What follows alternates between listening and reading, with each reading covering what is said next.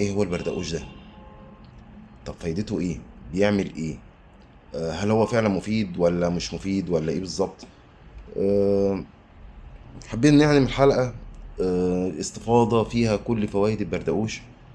آه، فعلا للصدف ان هو عشبة مفيدة فوق ما اي حد يتخيل، وكمية الفوائد والوظائف اللي هتفيدنا لجسمنا وترجعه صحي طبيعي 100%، لا توصف. لدرجة ان هي مش محتاجة حلقة، دي محتاجة كذا حلقة عشان نتكلم فيها على البردقوش.